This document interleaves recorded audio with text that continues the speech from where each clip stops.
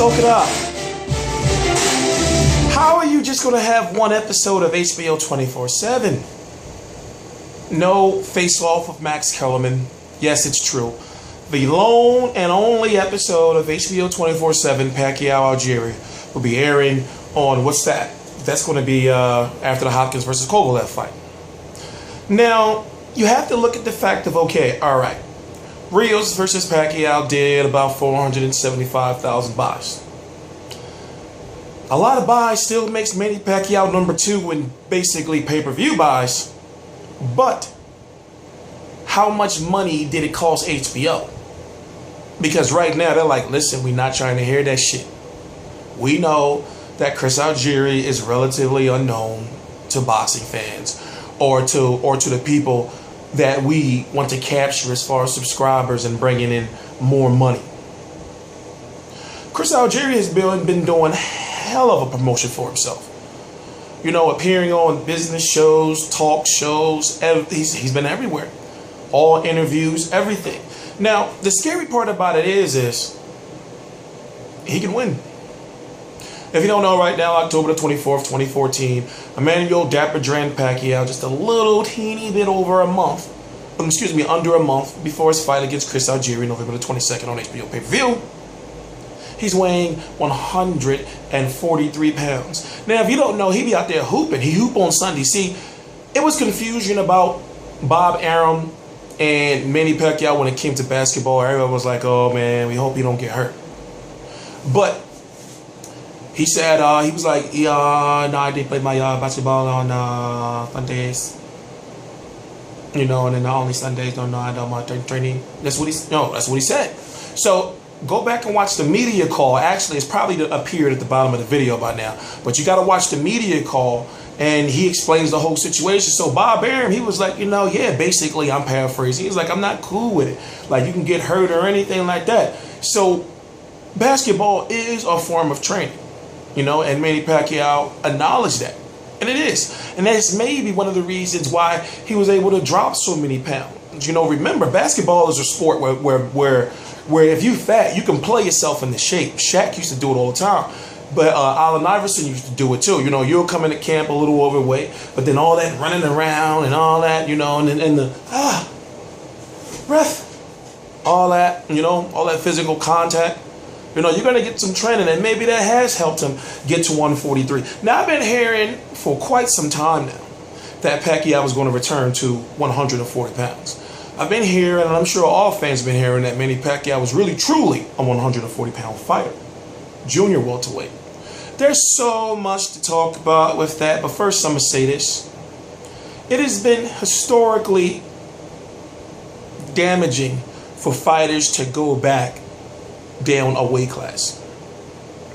Manny Pacquiao, if I'm correct, has weighed in at the full 147 pounds twice. The largest he's come into the ring is at 150 and he always steps on unofficial scales. So I'm thinking to myself, there are big major fights at 140, and we're going to get to that. But I'm thinking to myself, oh, by the way, the catch weight for this fight is 144.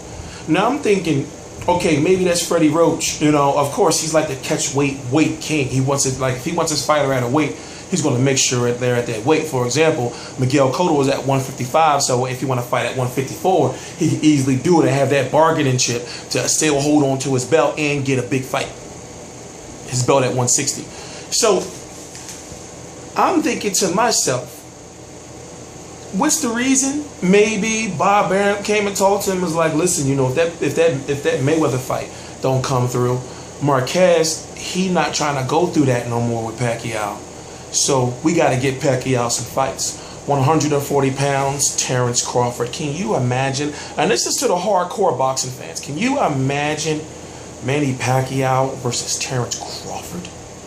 I remember Terrence Crawford has this one fight at 140 pounds because he owes, basically, Ricky Burns owed Beltran a rematch. Terrence Crawford went over there and took the belt. So basically, Beltran is getting what he's owed. He was owed this. So after that, he's supposed to be moving up to 140 pounds. Then Beltran can get another crack at that belt because he should have been the champion anyway. from Ricky Burns. That's just my opinion. So what I'm saying is that, and people who know Ricky Burns, he is shot right now. He don't know what division he want to be in. So what I'm saying right now is that you got big fights like that, hell, if he wants to throw like I'm not even going to say no, and I'm not even going to say no, Jesse Vargas. I'm not going to say no Antonio DeMarco. I'm not going to say Mauricio Herrera. And these are, Mauricio Herrera would be a good fight. But the thing is, basically the next fight for Pacquiao has got to be big. And I'm thinking, at what weight would his biggest fight be? But wait, whoa. Let me back up and say, on November the 15th, 2014, there's going to be an HBO special called Under the Lights. I don't know what the title means, but all I know is it's going to feature Max Kellerman, Timothy Bradley, and Virgil Hunter. Now, they're going to give some statistical breakdown of the fight or whatever the case may be, but it's not face-off or 24/7. What's so hard about face-off with getting them two right there in front of each other? You know why? Because Manny Pacquiao just going to say all this nice shit and start looking all goofy. Chris Algieri is going to start talking about his confidence. He ain't going to be talking about knocking Pacquiao out. So basically, a face-off was pretty much pointless because there's no animosity, and especially the fact that like Chris Algieri's got that medallion. This is a cleanly built fight. Now, when it came to Timothy Bradley, there was the animosity there from the first fight, even though Pacquiao was all on some nice stuff. He was talking about getting back the aggressiveness. Now, right now, if you don't know, Manny Pacquiao was after something else. Now, he found out he still had the aggressiveness, remember, the aggressiveness when he fought Timothy Bradley. And at one point in time, he hit him with like a 7-punch straight combination. Remember, he was on the rope and he kept firing those hooks around the gloves? But now, he's after something else. He's after the hungerness. The hungerness. That's what he's after. And he said this. He said, we go to the gym and get back to the hungerness. And I already had the aggressiveness, but we need more hungerness. I looked it up. Hungerness is not a word. Hungerness is not a word. But it makes sense because he's Pacquiao. Hungerness. That's a level above being hungry. That means you're hungrier than being hungry. You're inside the touching. That's how hungry you are. How does that relate to boxing? And how is it healthy for boxing? I do not know. But sometimes when Manny Pacquiao just says shit like that, I always try to find a way to back it up. But the hungerness, and all of us needs a little bit of hungerness in us. And the aggressiveness. You get Bob Arum on the phone. And I'm listening, and I'm just at awe. Like, I'm just in awe, like, just to be involved. I'm like, I'm on a media call. Oh my God. Now, how it works is you gotta push a button when you want to ask a question, and then you do. But see, they go through a list, of like the high people. They don't give a fuck about how many views I bring or whatever the case may be because they don't really, know. So if they knew, they'd be like, oh yeah, let me reach out to him because I know he can get that out there. But long story short, I was on 2 media calls this week, Hopkins versus Kovalev, and this one. And I'm learning like they're very hard to get through unless they know and familiar with you calling. That's why right now this is the perfect time to say I'm TstreeT Controversy video reporter for Real Combat Media. The link is right below. And guess what? There's something that I do that not too many people can do. I cover every single major fight live. Every single episode of Showtime All Access. Every single episode of HBO 24/7. Every single episode of Behind the Ropes. The gloves are off. Showtime Stare Down, which they ain't having a long time. Beyond the Ropes. All of it. Right below, there's a link. I would like you to participate in the poll for Chris Algieri. It's not really for Chris Algieri, but in his sake, it's going to be the poll is for Hopkins versus Kovalev. I'm going to read the results out loud. But click the link right below. The reason why I talk like this is because sometimes people think I just be putting that shit down there for no reason. Click the link. Click the link, and then on the right side, you'll see the poll. All you gotta do is 2 clicks. 1 click, click, and then 1 click, click. It's over. So, moving on. Now, you get Bob Arum on the phone, and I know, okay, I say, all right, Bob Arum the same age as my grandpa. I said, all right, cool. I know my grandpa be saying some some off the wall shit. And I just be like, okay, all right, well, he old, you know, so it's cool because they got all that wisdom, but they just, you know, listen, I'm not trying to sugarcoat it. You know, older people just be saying some crazy stuff sometimes, and they be so confident and so optimistic. It's like, well, I don't want to tell him that shit not gonna happen. But long story short, you know, Bob Arum said that Pacquiao Jr. was going to do between 700 and 800,000 buys. So I'm glad that they mute like the callers, you know, like everybody's on mute, because I was like, what? But it's what I'm trying to say is Manny Pacquiao and Chris Algieri can do those numbers. But let me be real. That means that every single one of us hardcore boxing fans are going to pay for that fight. I got to pay for that fight. This year, I paid for Canelo Angulo, Pacquiao Bradley, Mayweather Maidana 1, Cotto Martinez, Mayweather Maidana 2, Canelo Erislandy Lara. And now this one. It's a lot of goddamn money. But it's all for the sport, the sweet science. And before I end the video, it's tough because, see, okay, all right, he's moving down to 140. There's so much confusion going on. Manny Pacquiao himself said that there was negotiations with Floyd Mayweather. You know, like, and I would think, okay, all right, this time around, if they negotiated, everybody will be like, all right, we're going to keep our mouths shut until the deal is done. Now, Floyd said he's not going to know until who he's fighting until this winter. Right now, there's so much stuff going on that we really don't know. Now, boxing, as you have learned, when it comes to social media and YouTube, news gets out there fast. So you don't want, I'm talking about, if it was me, I say to myself, like, all right, if we're going to do this deal, everybody keep their mouth shut. It's only going to be Bob Arum, you know, somebody for the buffer for Bob Arum. Somebody's going to be there, maybe Todd the Buff. I don't know who. But it's got to be somebody there. Like when Bob Arum starts saying like that old stuff, you know, they'd be like, all right, well, listen, not what he really mean, you know. Because Bob Arum would just be sitting there and he'd say, well, you know, we want to get that 60,000 seat stadium built in the desert. Then that's going to take some time. They want to make sure the marketing and promotion is right. Now, Bob Arum is very, very organized. And that's one thing you should know about Top Rank. They're very, very, very organized. And the people who are in the know, they know what I mean. So what I'm saying is that Bob Arum is going to want to do everything as thoroughly as possible. But there's a power struggle going on between him and Al Heyman. In a recent interview, and I think it was on Fight Hype, Bob Arum was like, you know, like, is basically, this is what he said, like, is Al Heyman even real?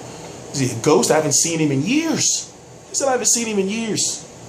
Automatically, right there, that makes me think, like, okay, all right, this is a crafty, savvy old man. Or how can you negotiate a Mayweather fight without talking to Al Heyman? And thank you so much, Al Heyman. You see what I'm saying? So there's a lot of questions that got to be asked, and I'm sorry I'm a little under the weather. I shouldn't even be up. That night crew was crazy. But I'm trying to figure out the logic of why would no one bow down and be like, all right, listen, I don't give a fuck what's going on. Let's make this fight. That's what's wrong with boxing, you know. Like it's not about the fans anymore, and they wonder why pay-per-view numbers are dipping. Mayweather is 1-4 in fights that did over 1 million buys. I don't care if they did 900,000, and I don't care if it did 999,000 buys. It's not a million. And y'all know what I'm talking about. Y'all gonna try to say, oh, well, you know what I'm talking about. He was talking about for all these years, I'm the #1 pay-per-view guy. I do 1 million buys per pay-per-view. He's not doing them anymore. People are getting tired. No, people are not getting tired. People are tired. Okay, Manny Pacquiao rebounded with two Timothy Bradley was the most significant win, but 2 good wins, even though Brandon Rios was coming off of a loss, but 2 named wins. And it's like, okay, he got knocked out by Marquez. He wanted that Marquez rematch badly. They tried to get it. Marquez did not want it. Some people agree with it, some people don't. I say, damn, Pacquiao gave you all those rematches. But see, at the same time, Marquez was close to being knocked out for the first time in his career. And when I say I'm scared for Manny, because Marquez tried to kill him. Marquez almost killed him. Marquez was eating, sleeping, pissing, drinking Pacquiao. For what? Since 2008? He said, I'm going to knock this. He said, I'm going to get him this time and I'm going to. But at what cost? Now, you got Marquez beating up people outside of Timothy Bradley. You know, I once saw Marquez, and I'm sure you saw the fight too, and I'm sure you saw the clip. He punched a dude in the stomach and just automatically dude just started showing Ebola symptoms. He went back to his corner like,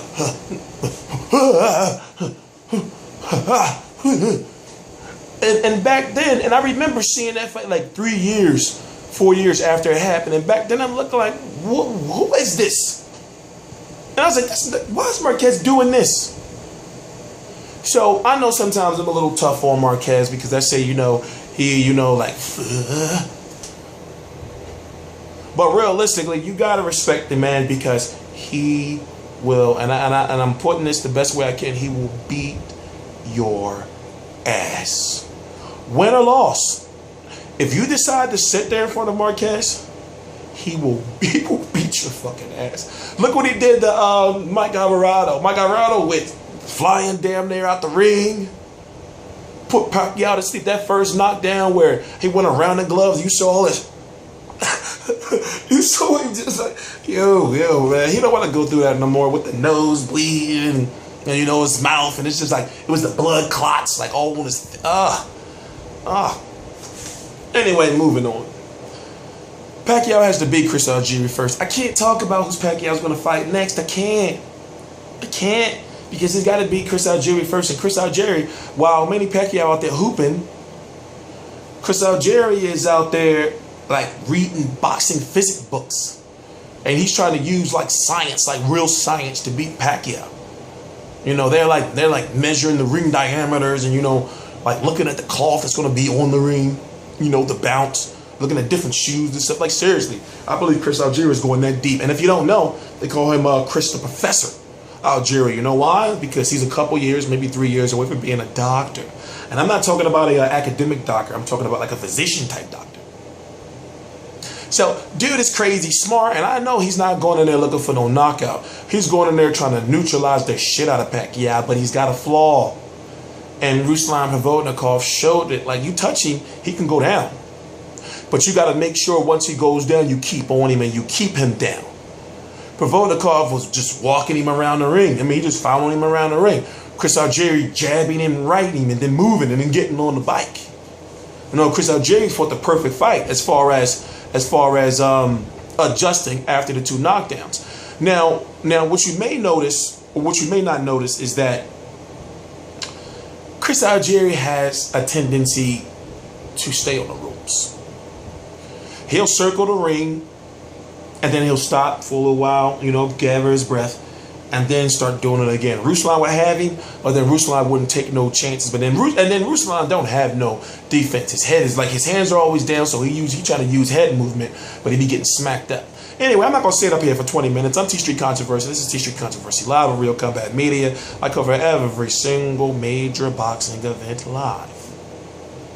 Please subscribe.